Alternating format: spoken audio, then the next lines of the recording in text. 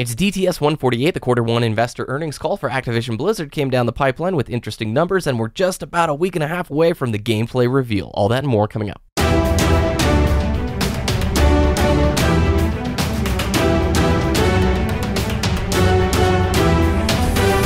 You're listening to Gary the Show.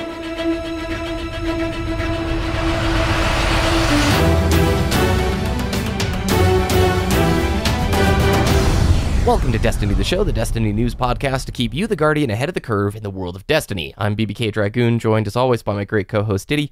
What's up, man? You had a good week. You guys bought a new car.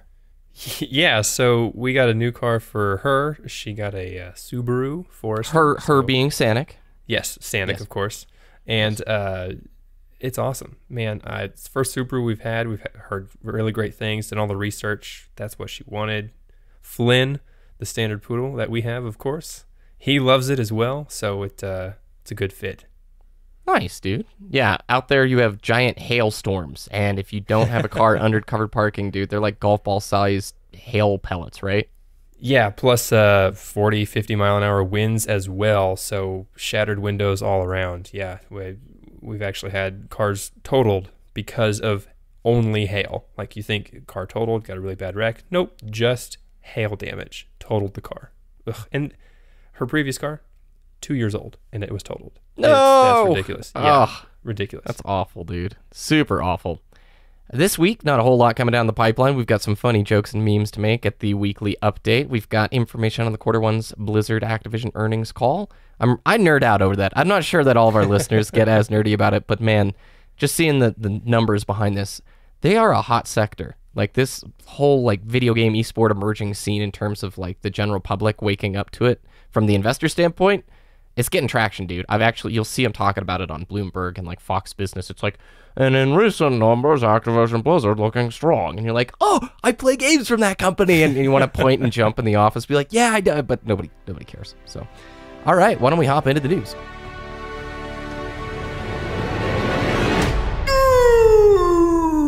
News! Or lack thereof. So, Ditty, you made a funny comment about the title of our weekly updates from Bungie. Yeah, so they changed it from the Bungie Weekly Update to This Week at Bungie for semantic reasons, I guess. But really, honestly, they could have just swapped to like a This Month at Bungie instead, and we would have received the same amount of information the past year and a half, because it just seems like the weekly update is just something you roll your eyes about, right? You learn about the news that Bungie puts out before they actually put out the weekly update, right? You learn it from content creators, you learn it from various social media, just Bungie employees tweeting it out. You know, they leak stuff or they announce stuff on Twitter now, and it's just like the weekly update doesn't have. It's like a recap that I don't need to read. It's like we're obliged to do this, but we really have nothing to say. You could call it This Quarter at Bungie for the last year and a half, man, and it's been dry. I am desperately hoping Destiny 2 delivers on what they were talking about in the earnings call we're going to cover today, which is that moving forward, we've got 2 new studios helping Bungie deliver continuous content after the release of the game. I mean, you look at competitor games, even Halo, I was hopping on reading their weekly updates. They're huge, and they're chock full of a bunch of like, here's the new maps we're adding to the pool, the new game types, and granted, Destiny's a different game, I get it. But let's just hope that we can return the excitement of Thursday's Ditty, refreshing the page. I can't wait to see what's going to be written there. So, no new info on Destiny 2 in this week at Bungie. No surprise, of course, they're about to dump a boatload of money on an expensive live reveal in Los Angeles a week from this Thursday. However, Ditty, this week is Mayhem Clash for Iron Banner. I'm stoked. And Mayhem, the month of May, see the connection? Man, I'm rolling my eyes at you right now. That's not even a pun. Come on, man. Dude, @06 on Twitter tweeted that to me. It took me a second to get. I was like, why would May be Mayhem? Oh, I see what you did there, Bungie. The rewards are going to be the pulse rifles, machine guns, chest, and legs. Sorry, I cut you off. That's all right. I was going to say that the rewards this time around are, things you want. The pulse rifle being the Clever Dragon very strong pulse rifle right now, and the Crucible has been for a very long time since Rise of Iron came out. Also, the machine gun is actually, I use this pretty much all the time, the machine gun, because this was the archetype, the faster rate of fire, lower impact machine gun that was actually buffed when the last time they had a weapon balance update. I don't remember when that was, or actually for Rise of Iron, that's when they upped the damage there, and it does some work, and it sounds really nice. Mayhem is my favorite game type in Destiny because it's like the closest thing to an action sack. We're not going to see custom games in Destiny 1. Yeah, we have private matches, but I mean like really goofy game modes. Mayhem is the kick back, relax, I don't care about win-loss, KD, whatever. I'm just going to throw as many Nova Bombs at you as I possibly can. There's going to be some server downtime after May 16th, which is the day that Iron Banner ends, which is a week from this Tuesday or whenever you're listening to the show. And that's going to be due to some regular server maintenance, so expect probably a 5 to 10 hour window where Destiny servers are down. And they reiterate when closing, this is the call before the storm. We'd love to talk to you about Destiny 2, but you're going to have to wait because we're not sharing anything. So the same weekly update that we've had now for about 10 weeks, 11 weeks, 12 weeks. I want to point this out. I think the hype train would have been a whole lot bigger if they did the cinematic reveal trailer for Destiny 2 about 2 weeks ago. All right, now all of the event invites for the May 18th live reveal went out probably 2 weeks ago. That's when we started seeing and hearing about it. If they had released that Cade 6 Zavala cinematic reveal trailer right before the invites went out, I think you'd have a lot more hype right now. Instead of this very big gap between a short yet funny, fan-centered cinematic reveal, and now the gameplay event. We're going to get to see Destiny 2 on PS4 and PC. So, my 2 cents. Do you agree? Disagree? Yeah, I would definitely agree there. I mean, we basically have 2 teaser trailers for Destiny 2. We don't really have a reveal trailer yet. I don't consider the cinematic reveal trailer to be what it says it is. Didn't show much and nothing new. Yeah. It's just hyping everybody up. Like, we saw 1 new enemy type, no ghosts, people from the last city, and Cabal boss. Yeah. Which I'm actually kind of disappointed they already revealed who the boss is. But maybe they have something up their sleeve. He's not actually the final boss.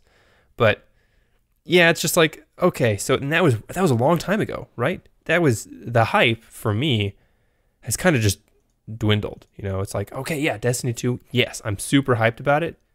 But now I have to wait a month and a half or a month or whatever it was before I hear more news. It's kind of stale right now, but in 2 weeks, full steam ahead on the hype train.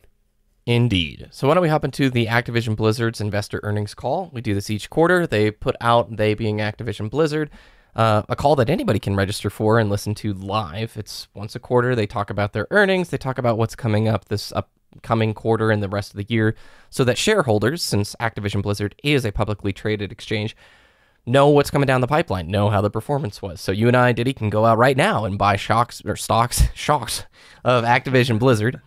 And if we think that it's going to go up later this year, we might add to our position or whatnot.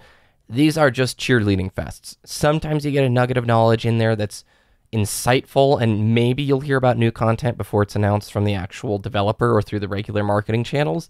But 99% of the time, this is just a cheerleading hype fest going, we're rolling in money. You're the best investors ever. Please buy more, and we'll make you more money. And along with money, they made $6.1 billion in revenue in quarter one. And that includes Activision, Blizzard, and King, the mobile developer they purchased like a year and a half ago. They make all the Candy Crush games, the Bubble Witch games, the freaking 100 cell phone games that everybody plays. Even my mom plays Bubble Witch, and like if they have like a farm Candy Crush, I can't remember what it's called, but it's just like so crazy to me in this culture where you and I talk about this stuff all the time, but there's like a family member who's playing one of these games. I'm like, yeah, I pay attention to their earnings. So what do they have to say about Destiny 2 though, man? I mean, the majority of, so Destiny 2, right? No real new information. It's just investor information. The majority of the Destiny 2 pre-orders are season pass versions, not just standalones, but the ones that actually come with the season pass, which of course is DLC 1 and 2, which is Osiris and the Rasputin, or I should say Warmind 1. And that early indicators of pre-orders indicate a strong release. So people are very interested in Destiny 2. We've already seen a nice amount of sales on those pre-orders, and Pre-orders don't always guarantee sales, but they are, like they said, a very strong indicator that the release is going to have very strong revenue later on down the line, so that investors can plan for that type of revenue stream later on in the future. Yeah, near the end of the call, they have a Q&A portion. And by the way, the transcript and all the slides are publicly available. I'll link that on our website, destinytheshow.com, if you want to read it. And they had a question earlier about, hey, could you talk more about COD World War II and Destiny 2? And Eric Hirschberg of Activision just sort of ignored the entire Destiny 2 portion of it. It's like, yeah, COD World War II is doing way better. We didn't have the social media snafu that we did last year, where that trailer was like the most disliked video on YouTube there for a while. Later in the call, somebody again said, hey, could you talk a little bit more about Destiny 2? I'll quote here Brian Nowak of Morgan Stanley. On Destiny, can you talk just a little bit more about your expectations in the new guidance given the dual platform console and PC release? Eric Hirschberg responds, hey, Brian, thanks. Pre-orders are tracking amongst the top in Activision Publishing's history. And as you know from our previous comments on calls, the Destiny 2 content plan we're coupling with Bungie's great visionary leadership and multiple AAA developers that have a proven track record here at Activision to help us make sure that we have just one great piece of content after another to keep the community engaged. And that's the most important answer to the second part of your question. We've shown that when we have great engagement, great business follows. So with respect to the PC, which you asked about, we're committed to delivering meaningful features that are bespoke for the PC community. And I'm really excited about what we have to show for them, blah, blah, blah. The rest is worthless. So the two studios he's talking about there, we've already known. Vicarious Visions, who is a studio Activision owns, and High Moon Studios is also a studio Activision owns. They have been put onto Destiny 2. That is the bulk of their workload. They're going to help Bungie specifically deliver continuous content one after the other to keep the community engaged. A theme going out like through the entire call was we make way more money on microtransactions when we have better updates and events. I mean, I'm being dead serious, dude.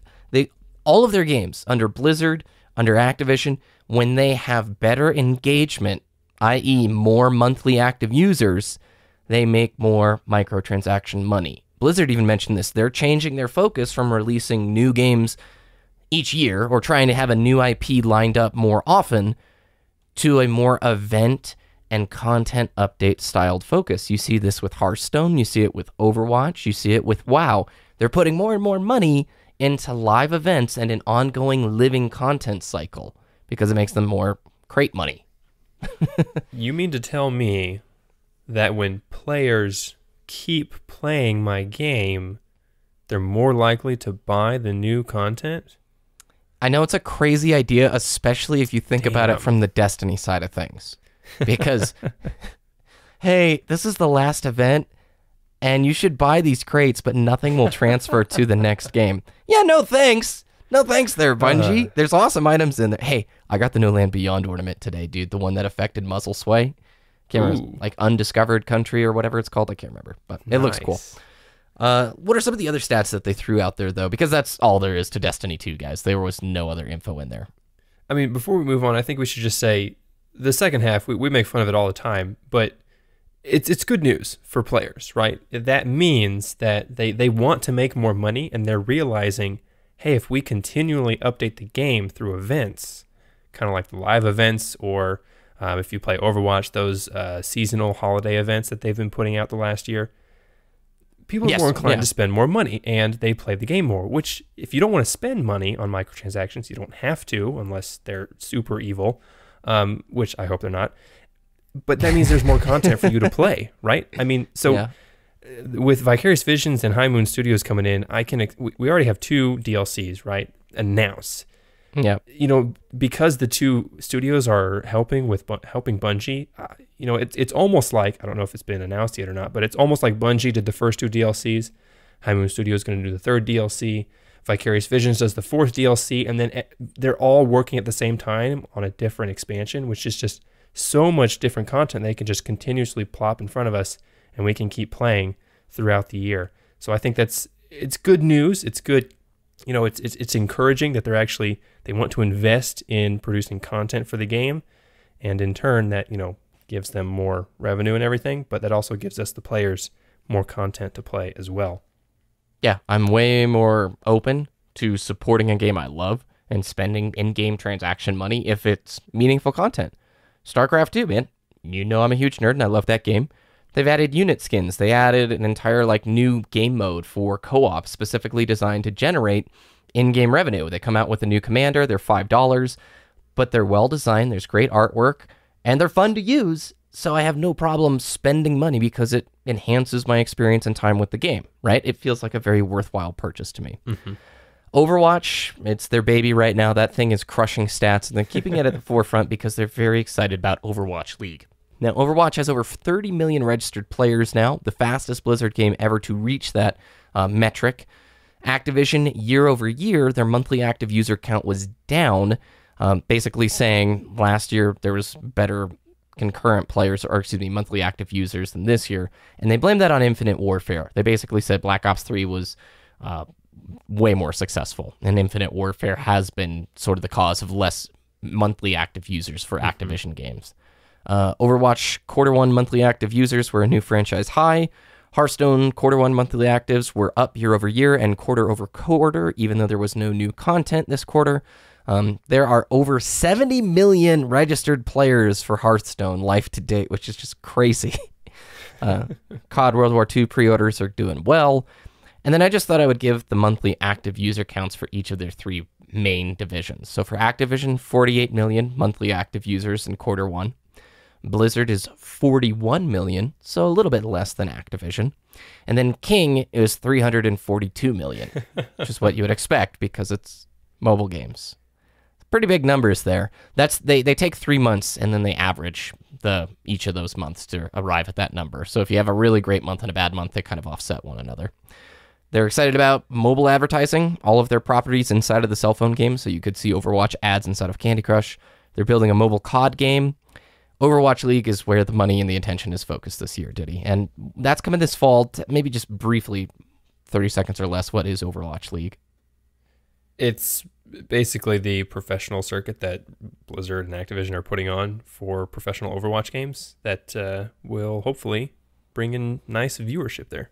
Yes. Lots of money, franchised, which means tied to cities, no relegation. And Riot, I don't know if you saw this, Ditty, Riot is already starting to follow suit. They say that they're working towards franchisement by 2018. Got to get on League that of train. Legends, yeah.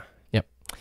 So, let's continue on. That's all the news that we have for this week. Let's continue with our Destiny Year 1 review. A couple weeks ago, we talked about Vanilla to Dark Below, then Dark Below to House of Wolves. We are now going to talk about our favorite memories and experiences of House of Wolves through the Taken King. Would you say this is your favorite era of Destiny? Because I almost think I would say this is it. If it's not House of Wolves or Taken King, it was the first 2 months of Taken King for me. House of Wolves through the Taken King. So both of those expansions, I would actually say, are probably my favorite because House of Wolves, man, it was wasn't this delayed a little bit? Because May something. It was May something, right? And we kind of expected it to be March, but they didn't really actually have a date set for it. They just said spring or whatever. But House of Wolves was very surprising. It was great and it was disappointing at the same time. One, didn't have the raid coming out. I mean, what is Prison of Elders, right? We wanted a horde mode, we wanted a raid, and we kind of got none of those. Yeah, neither of those. Yeah. Because Prison of Elders is not really a true horde mode. You can't just stay in a specific stronghold and just fight endless waves of enemies. You know, you actually have to go into the arena, fight the encounter, and then return to the end, or return to the beginning, I guess. And it's just like, it's too jittery to be like a real horde mode. But Prison of Elders, first time we saw the arena game mode, we saw huge potential with an arena game mode. Like, man, what about leaderboards? What about speedruns? What about strategies are going to make Prison of Elders the best thing in Destiny? Again, kind of dropped the ball there on introducing new arena game modes, new modifiers, those things. But Skolas, man. Yep. Skolas is my favorite fight. Launch Skolas fight when it had the... when it wasn't, the ads weren't health based, they were time based. You actually had to, move around. A minute the map. and a half, every 90 seconds reinforcements. Yeah, exactly. And they also had the the elemental burns as well. I think they removed those. Don't quote me on that. I haven't played Prison of Elders since House of Wolves. So Arcburn Skolas, I think, is the hardest encounter in the game.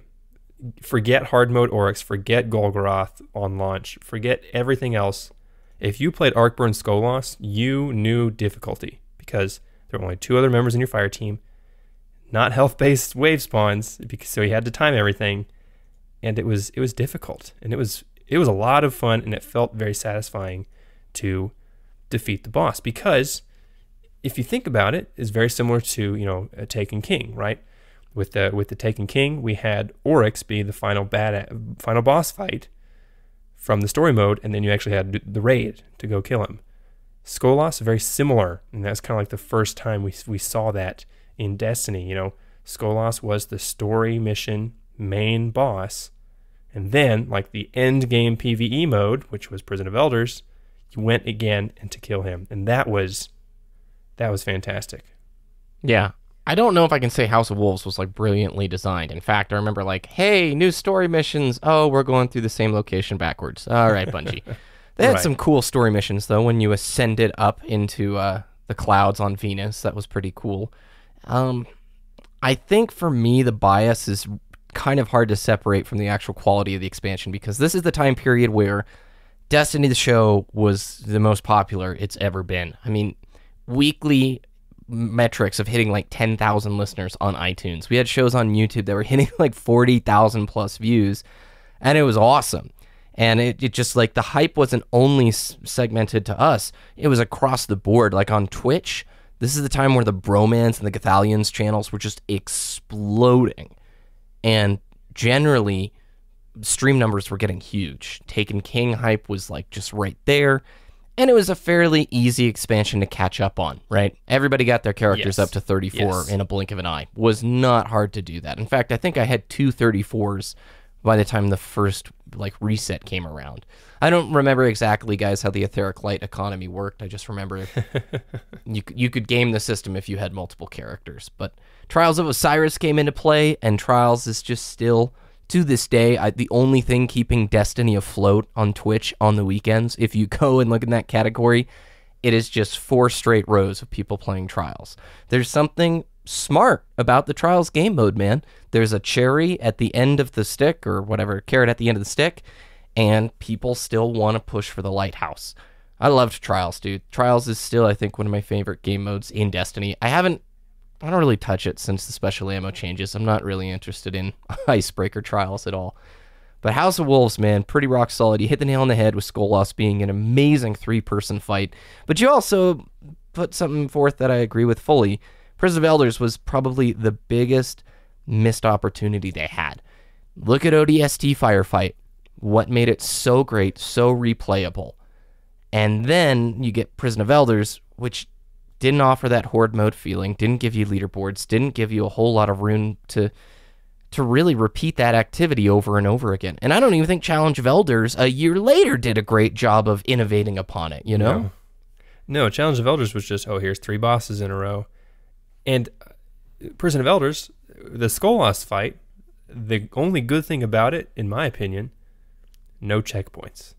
Man, you actually had to sit down and do that fight start to finish, because that's kind of what made it feel like that end game PvE mode. There was that penalty for not being able to complete it, and that's a skill curve that I really appreciate in end game PvE content.